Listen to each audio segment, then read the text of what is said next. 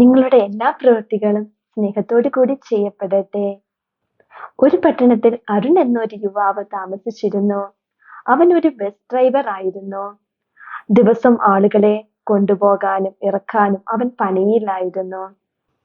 ഒരു ദിവസം ബസ്സിൽ കയറിയ ഒരു വൃദ്ധൻ ചില്ലറപ്പണം കണ്ടെത്താനാകാതെ കഷ്ടപ്പെട്ടു.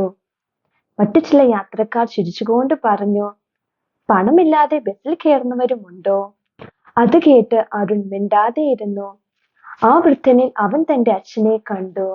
അവൻ ബസിന്റെ ഗിയർ പിടിച്ചുകൊണ്ട് സാന്ത്വനമായി പറഞ്ഞു, പണം വേണ്ട, നിങ്ങൾ ഇരിക്കൂ, ഞാൻ കൊടുത്തോളാം. ആ വൃദ്ധൻ അരുണിനോട് പറഞ്ഞു, മോനെ നന്ദി.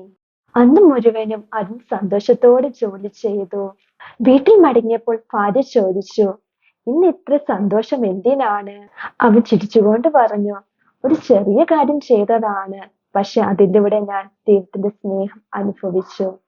സുഹൃത്തുക്കളെ, നമ്മൾ സ്നേഹത്തോട് ചെയ്ത ചെറിയ പ്രവൃത്തികൾ പോലും മറ്റൊരാളുടെ ദിനം പ്രകാശമാക്കാൻ ദൈവം നമ്മളെ ഉപയോഗിക്കും. അടുത്ത കൃപയുടെ സന്ദേശമായി വീണ്ടും കാണാം.